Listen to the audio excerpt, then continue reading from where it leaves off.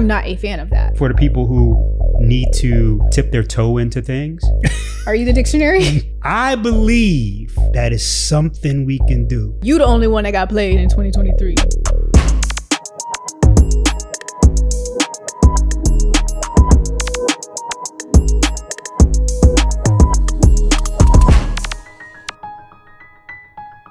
Stay Sharp, episode 19. I'm Jordan Ray, and joining me is my other half, Rashad Tyler. We are the duo that makes a Rare Label that also produces this podcast and supports Fly brands from strategy to implementation. You're watching this to go to school on our experiences or just observe. And if you like what you see, make sure you click that subscribe button and hit us up if you're working on any projects and you're looking for help. Bow, bow.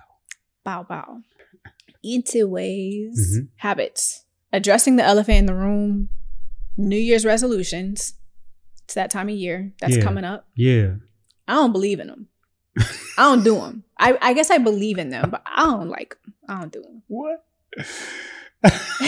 You're so passionate. Yeah. Like, why are we waiting until January 1 to do something? Who says people are waiting? I think a lot of people do it in the new year. So I don't think everybody waits, but sometimes it's, after the holidays, after the new year. It's a good prompt, man. Like next year, I'm going to do this. I mean, but it's a good prompt. At least, you're setting a year's goal at the end of each year. But a goal and a resolution are different. It could be goal. No, what you're talking about is having a plan. Well, a resolution is not a plan. That's what I mean. So, I mean, your objection, I'm saying, to the energy of it all is that folks don't necessarily have real plans. They don't have the ability to stick to things. I'm a planner. I'm going to do this every day because after however many days or months, I want to see this result. And a resolution, I went back and I looked at the definition of not a New Year's resolution because that has a history behind it, but what's the definition of resolution? And it's quite literally the decision to start doing something or to stop doing something. Yeah, resolve. Yeah. Yeah.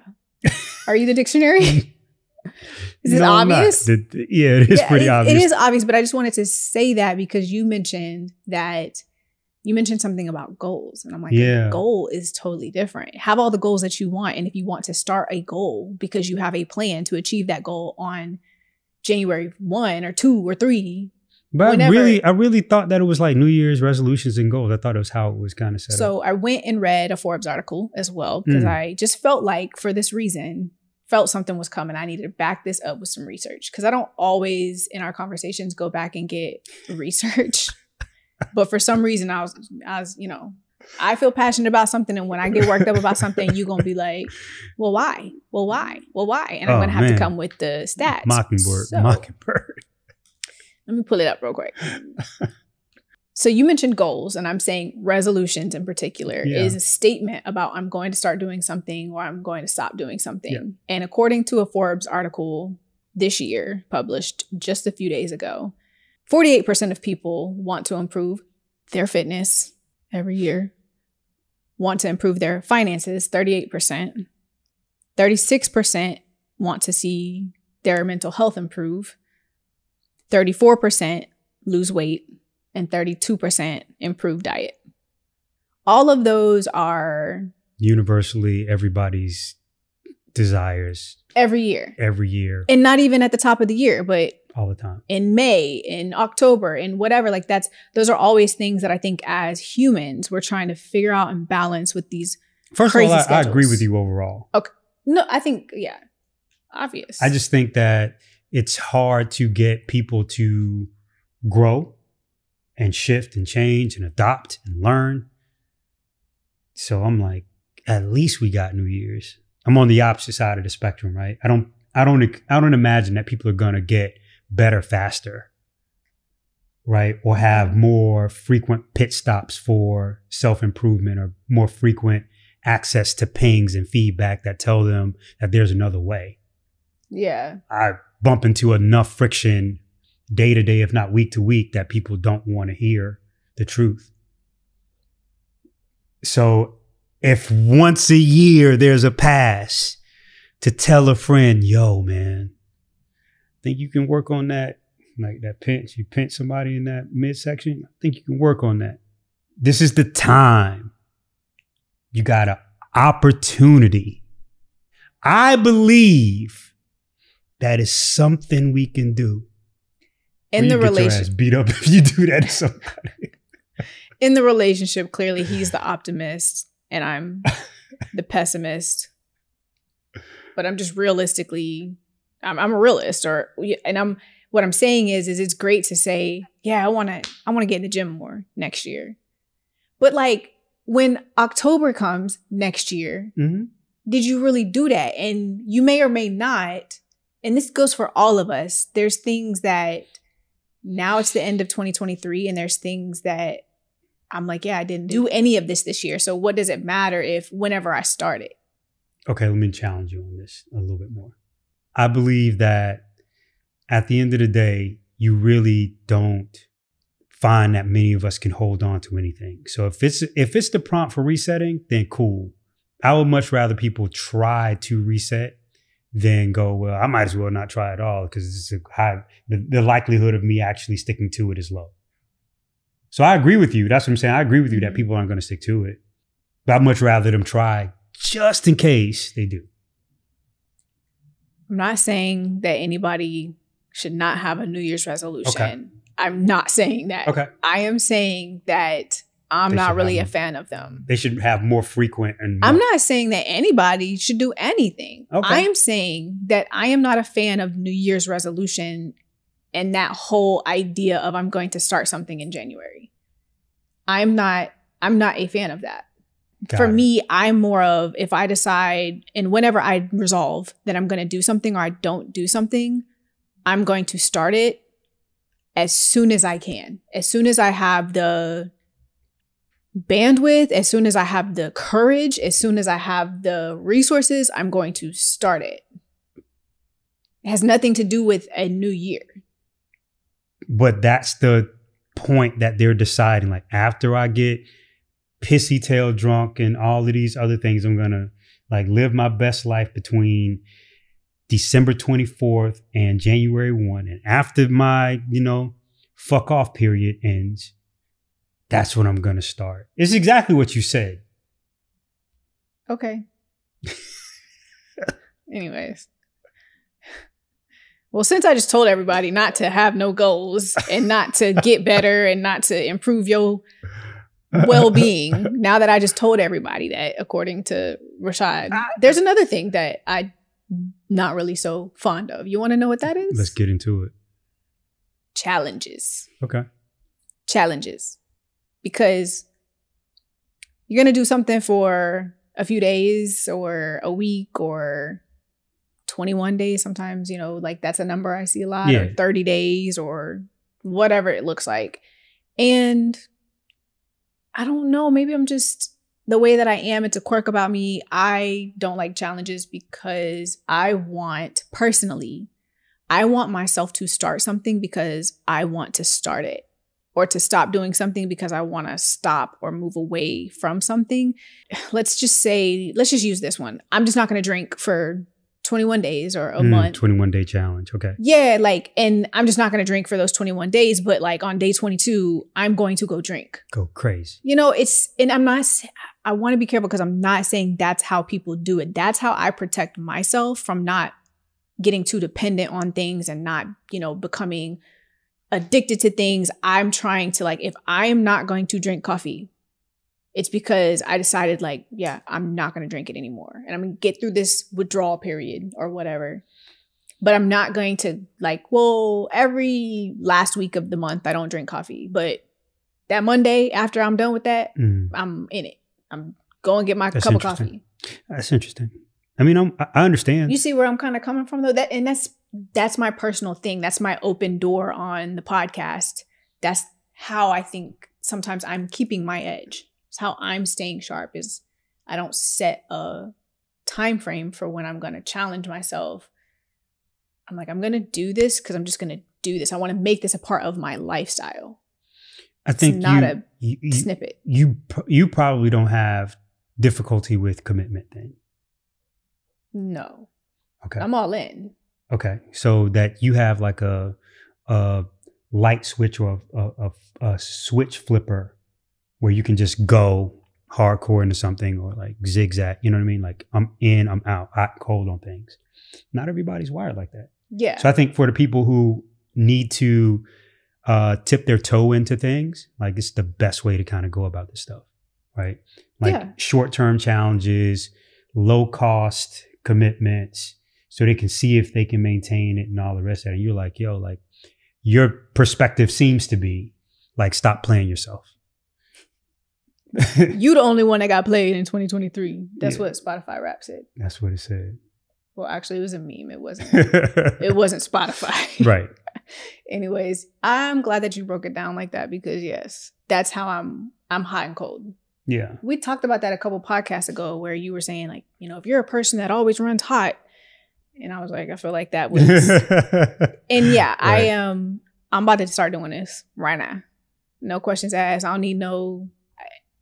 Because that's something that I don't know if it's from my environment as I, you know, become a young adult. I don't know if that's just from my experiences that I've had, but I'm very, hot and cold. Yeah. I think a lot of people live in the mind that you have at the same time. Mm-hmm. But it's also important for the people who don't feel so comfortable going all in on something and want to test. Yeah.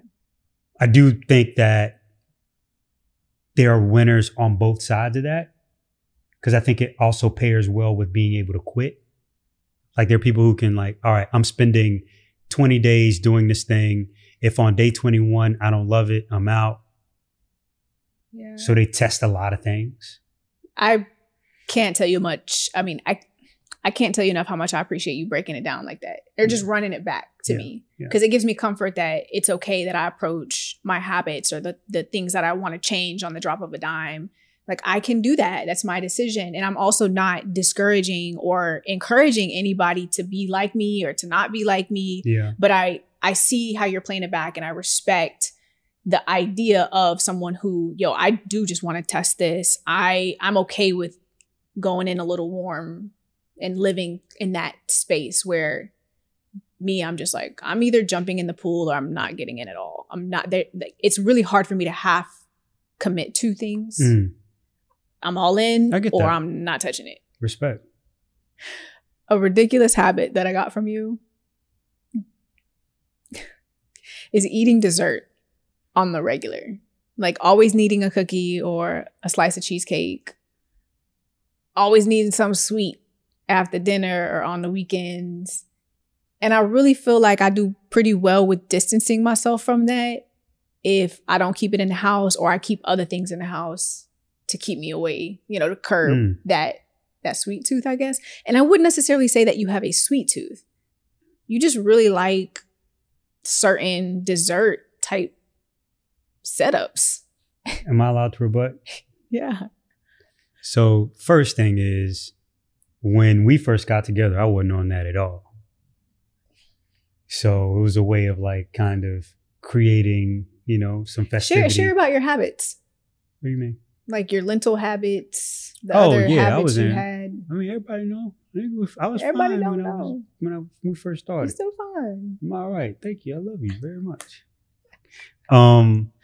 But the eating shifted when I got with you because you had things in your diet that I didn't. And what am I going to do? Eat by myself all the time? So it's like we had to, or at least I felt like it was the smartest thing to meet more in the middle in terms of like how we ate, what time we ate, because I was on, and I still am on like time restrictions and all kinds of things. But I try to be smart about like how I consume my carbs. So I don't drink no carbs. So I'm not drinking no soda, no juice. I'm not eating no sandwiches.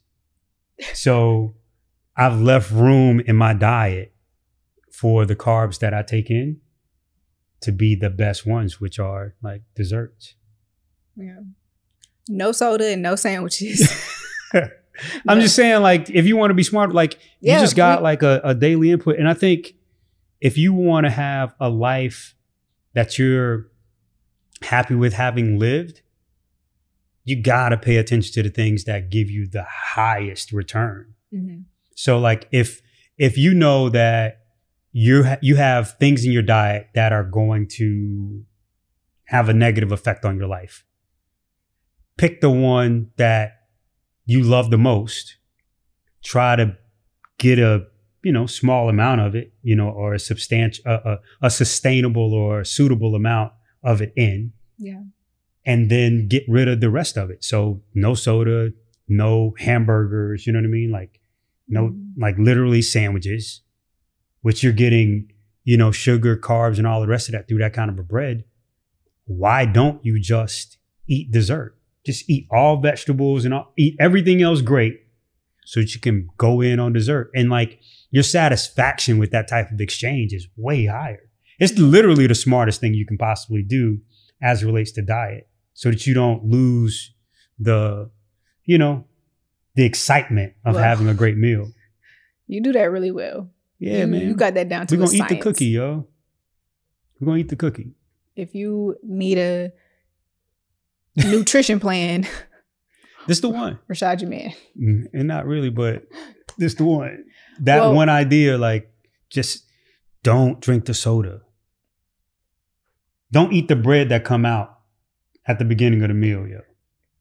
Just wait for the dessert at the end. Like, think about it. It's so common sense. I get it. All right, sorry. I get it. No soda, no sandwiches in the new year, but you got all the cookies you want. I'm just saying, bro. I mean, I'll tell you this. Okay, I'll tell you this. Something good that I got from you to take the heat off are the cold rinses. And if you've been following me for a while, maybe Rashad has talked about this too on his channels, but the cold rinses are something that were a game changer for me. I started taking cold rinses in 2019. And let me backtrack on all the stuff, all the hating I was doing on New Year's resolutions and challenges just a couple minutes ago. If you do challenge yourself with anything, if you do decide to start a new habit, this is the one. I will give you a pass if you want to do a 7-day cold rinse challenge or a 21-day. I will give you a pass. Yeah. I did one actually at the top of, I think it was 2021. I had over 100 people just through my social media that signed up for it. They were tagging me every morning. It was take a cold rinse. It's not a cold shower, y'all. Don't freak out. About 30 seconds, maybe a minute. You can find where you want to tolerate it, right? Mm-hmm. But that would be something I would get everyone a pass for if you want to start a cold rinse challenge on your own. Read about it first. Do your own research so you can really understand for you what the benefits might be. I'm finna give you the shortcut. I mean, go ahead. I mean, the shortcut is you should do something hard every day. Voluntarily. Ideally at the top of your day. Yeah. Because the things that you volunteer to do, like, they have a disproportionate psychological reward. So you got that. Mm-hmm. Then by comparison to the rest of the challenges that you'll fight in your day, you having overcome something that difficult will make all of those other more minor bumps super easy to pass over. Mic drop. Yeah. That's it. Fast. But the cold rinses for me really helped me with my mental, even physically, recovery from working out. And just that jolt at the top of the morning when you got to get going. Sometimes you haven't had a lot of sleep. Sometimes you didn't sleep well. Maybe those are the same thing. But you're just groggy in the morning. Maybe you drunk a little bit too much and you need something to get you back right. The cold rinse is a surefire way. It's free. It's free. Yeah. And you gonna get in the shower anyways, I hope. I'm playing with y'all. If you got drunk, that's so ill. If you got drunk the night before. Well, depending on how bad your hangover is, if you have a slight headache, there have been times. It can help you with that too, though. There have been times that I've had a slight headache from maybe having some drinks the night before. Not necessarily and I haven't drank y'all for 6 weeks now or coffee, and I wasn't really drinking a lot anyways, but I feel really good. Whole nother story and whole nother reason why I'm doing that.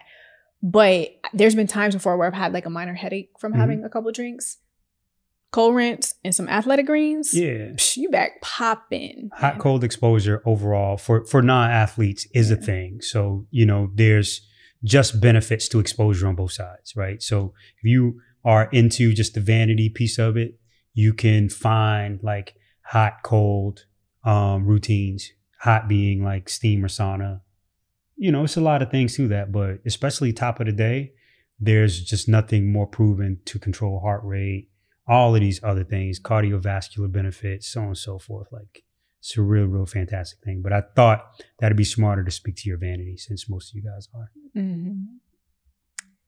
Anything that you have got from me?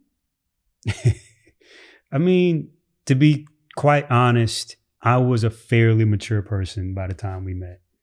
So most of the habits that I were hard earned, like that one, like the athletic greens, like my workout routines, I'd already experienced such a severe depression, years before we met, that I've really built myself brick by brick so that I could have confidence about who I would show up as for you. Yeah. So that's the only reason I haven't taken on a lot of your stuff. And, I look at what you do and I go, cool. I've had to take on a lot of stuff from him, though. Because they're strong habits. Not because they're trash. Like nothing that I do is like without some foundation. Well, I'm sure you'll think of something. I'm sure I've given you something, but there's okay. Yeah. If especially if it comes to mind, I will abruptly interrupt. Okay. Yeah. Is there anything silly, like a silly habit you want people to stop doing in 2024? I mean, if people could really stop wasting time being poor friends or poor on feedback or afraid to be nice and considerate because you believe that somehow in your stupid ass mind that you should be disrespectful to people, I wish you let that shit go. Because there's no reason ever for you to be a jerk. Ever, yo. I just don't believe that you could justify it. And just because it happened to you doesn't mean that it's okay. In fact, that should be the reason that you should be eager to stop. You referencing maybe grudges or unhappiness and I want to be careful because there's so many of us that are dealing with so many things, but you're right. You're totally right. Because that means you need to heal, right? It means you need to do your work on you and stop pushing that off onto other people. And maybe that doesn't occur to you as a habit, but it is a conditioned response that you develop that you continue to hold on to. So you have the opportunity and the force of your own will can remove that. But your will has to be connected to like, I'm going to stop avoiding my own trauma and deal with my stuff.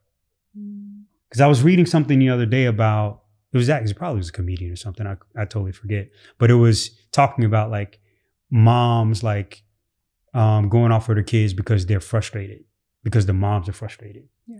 And it could be physical agitation. It could be, world agitation. You shared that it was sometimes the discipline is direct, the severity of the discipline is directly affected by how frustrated maybe. Yeah. And why should you be frustrated with a child? Yeah. There's no reason for you to be frustrated by a child. I understand frustration. Yeah. But directing it. And I'm not saying that you don't have the right to be right. For all of those things are not necessarily right. But you can separate it's probably possible if you really wrap your mind around it. Because it's interesting. I mean, we don't have kids, but you could. And if we're just talking about that scenario, how am I able to separate my frustration that I feel about something that happened from the human, the person, the child? And I think that is something that I'm interested to think about later on. How do you apply that as an adult to other adults? Because just because the baby's crying and you're tired of baby crying and it's really hurting you, the baby just has its needs or its problem. Yeah. Right. And so how you feel in that moment, your state is directly affecting how you respond.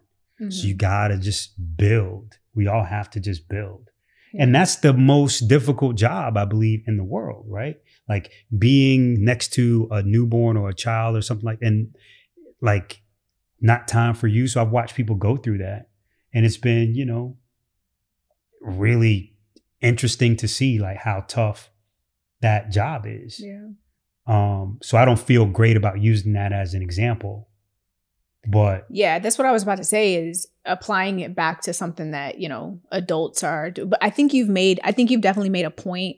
I want to always be careful about talking about children Correct. and what that relationship looks like, because, you know, we are not parents. But we know what our traumas are. And I know that a good portion of how I behave in the world today is largely dependent on how adults either spoke to me, disciplined me, destroyed my psychology, pushed me away from opportunities, brought me towards opportunities, encouraged, right? So it's all about how they interacted. And if you understand that, you can make the conscious effort to be a blessing and an encourager to people, as opposed to a detractor and somebody who harms folks. Yeah. That's really nice. Yeah. That's really nice. I would encourage people in the next year to stop saying I'm sorry when you don't respond to a text message in a timely fashion.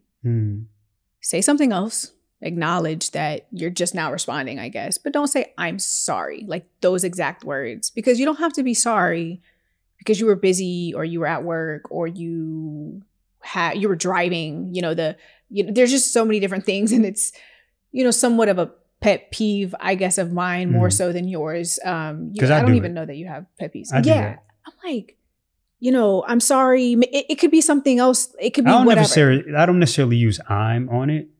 Like, sorry for slow reply here. Right? Yeah, okay. No, that makes sense. Sorry for the slow reply. Like the slow reply. Yeah. Like, I am not sorry. Yeah. Because I was doing something else. And so I think it's more of a language thing for me that I, on the other hand of that, or the receiving end of that, when I've gotten a text from someone that says, I'm sorry, I was driving, or I'm sorry, I had to do whatever. First of all, I didn't need to know what all you was doing. I get your point.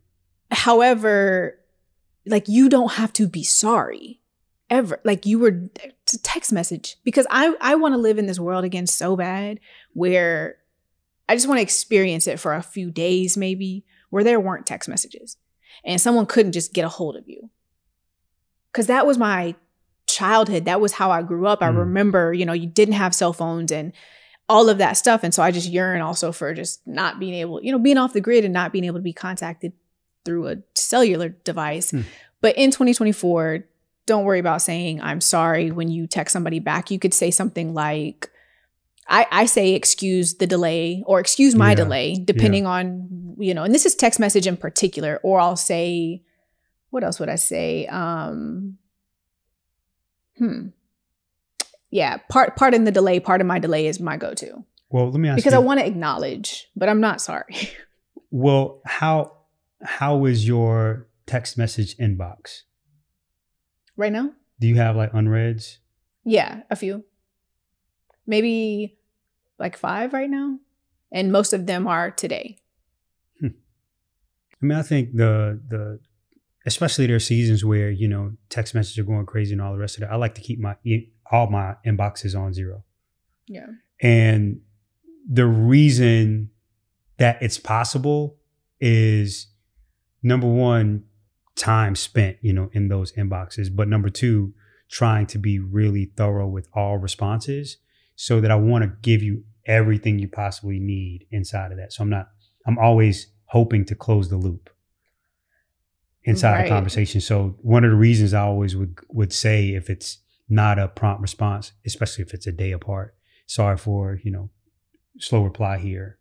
Yeah. Here's everything you need, or everything you asked for. And if we need to get on a call or whatever it is, however I can be of assistance to move this forward, like, let's get into it. Because I want to keep a certain level of honesty and integrity with however comms might go with anyone. And so avoiding the elephant in the room, which is whether or not you, the person on the other side, is of any importance to me, I want to kill that prospect right out the gate with that sorry. Because it can feel like somebody doesn't care if they don't respond back. You know what I mean? Yeah, but that's not your problem. Yeah, there's so many scenarios here too. It depends on who's texting you, what it's about, what state you're in. There's moments where, for me, I don't have the resources to get back to a message. And I'm really talking about right now more informal text messages. You have the text messages, you have the direct messages on social media, you have, all of these spaces where you're getting pinged. I'm not necessarily wanting to go down the road of, business etiquette or down. Formal etiquette. Yeah. But don't say you sorry. You ain't sorry. Just say, pardon my delay, or just pick up the conversation. Just, hey girl. At the end of the day, like, as long as, it's a person that you want to talk to and they're kind to you and vice versa, you can be of service or support to them. And again, vice versa, then it's all sexy. Otherwise, if it's somebody you want to talk to, you should tell them that too.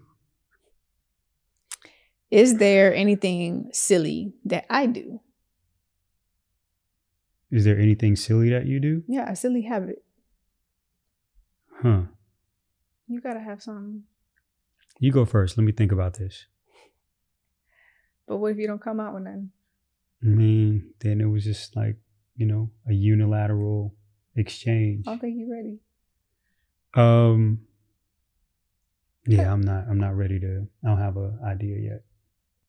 Okay. Rashad is not petty. His petty meter is in the negatives, actually. So let's just put a pin in that, because I definitely have something, but you're going to feel like I'm petty for it. And I'm more so just like, no, this is a silly habit that I think we could leave in 2023. Like, if we're doing the New Year's thing. But whatever. So we can come back to that. Silly habit of yours.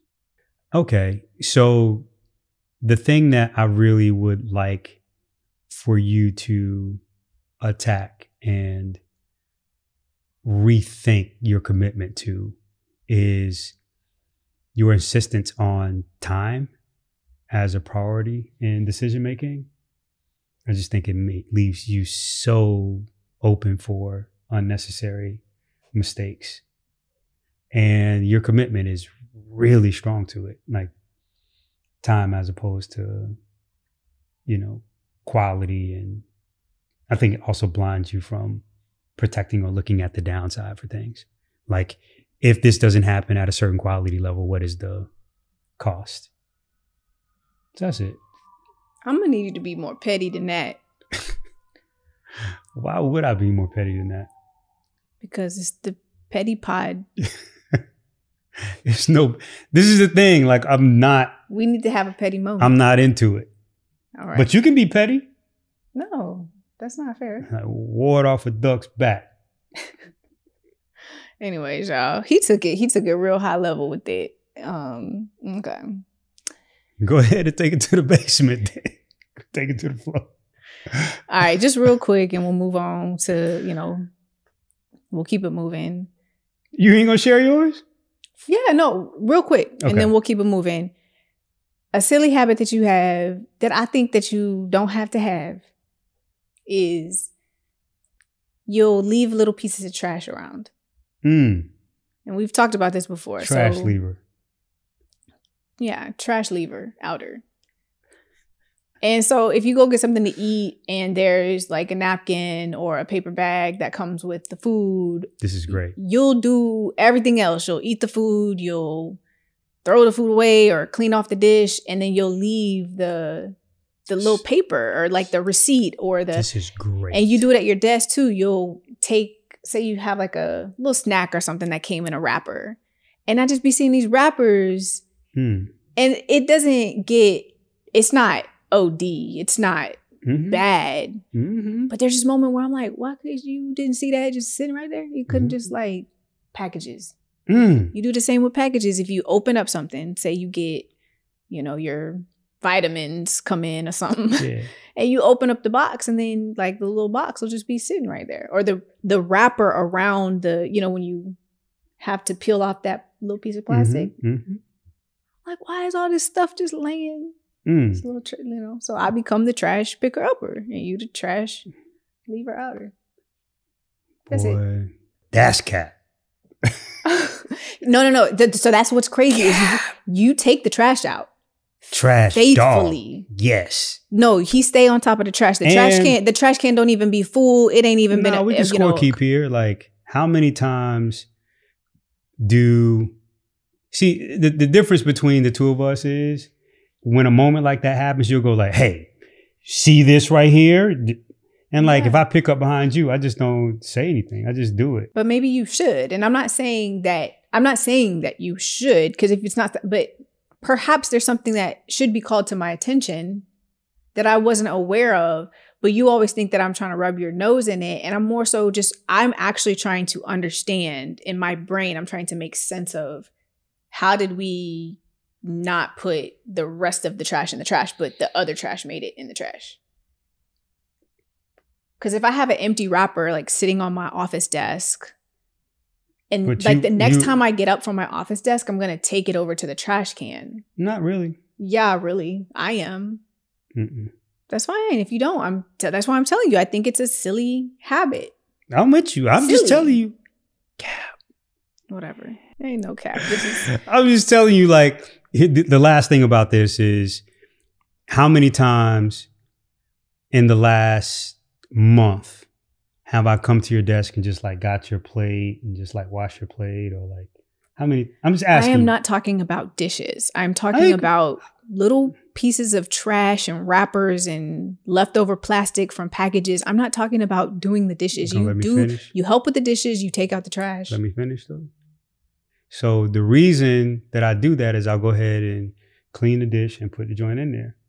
There's a prospect that you might have got up, put the dish down, and that dish might be in there for a couple hours. I ain't saying nothing. I ain't worried about it. I just go ahead and like, go ahead and close this loop. I'm about to clean a couple things anyway. I am not talking about dishes, y'all. I know. I'm giving you feedback on my, like a same or similar scenario. Because you see that piece of paper, you're like, why don't you do it? It's like, yo, just grab it. And sometimes I'm like, why didn't it make it to the trash? Because the other pieces that came along with that made it to the trash. I overlooked it. But I'm like, it's the only thing sitting on the counter.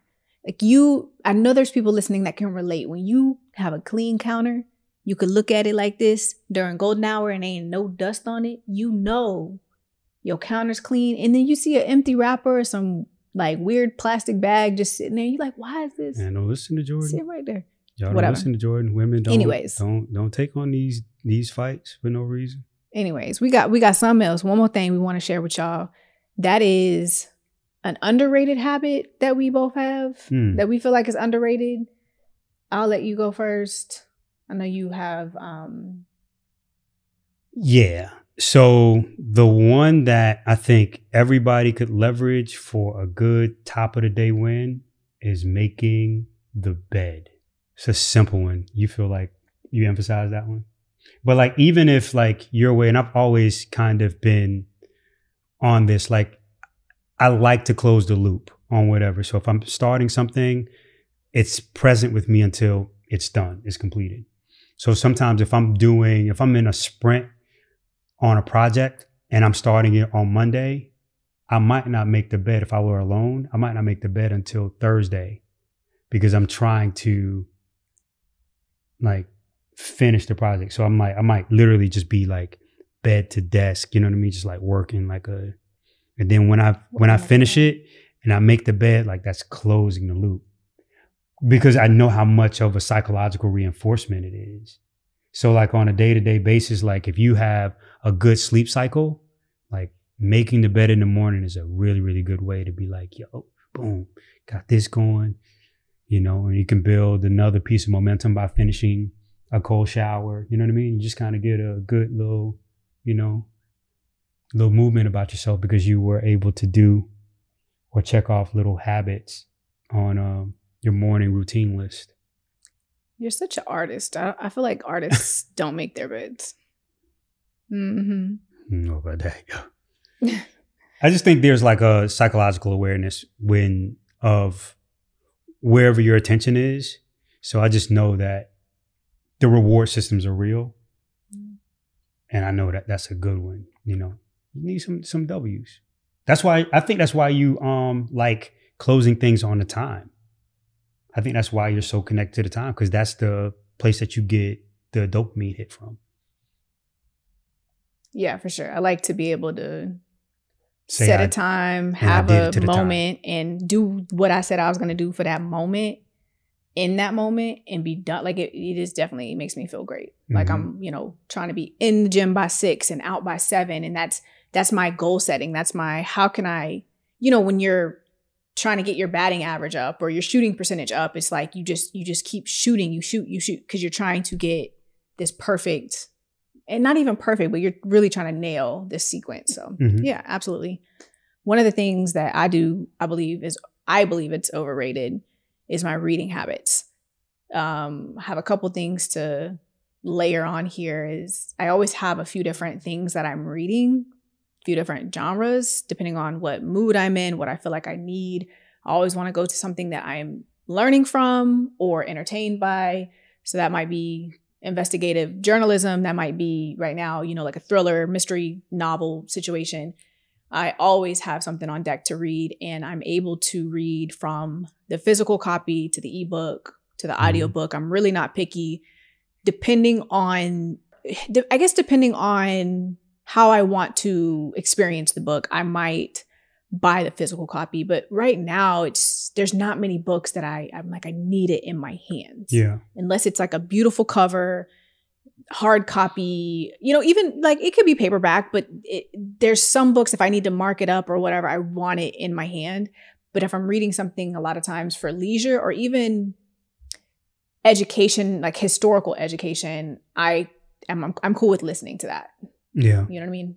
So I love that. I read before bed every night, almost every single night. It does help you fall asleep. Yeah. Even if the story is interesting, it's still going to help you doze off. And that's a ritual that I have that I'm really proud of. Nice. Yeah. Very nice. You have any final thoughts on habits or 2024 New Year resolutions? Yeah. Make as many as possible. Fail as often as you can, because you hopefully will fall forward. Like if you miss some of those targets, and so be it. That there's not 100% probability that you're going to nail everything anyway. Yeah. So, dust yourself off and try again sooner. Ooh, cue the music. Mm-hmm. Thank you for joining us. We'll see you next week on Stay Sharp. Be sure to like, comment, and subscribe. Yeah, please do. And again, stay sharp. Bye. Later, y'all.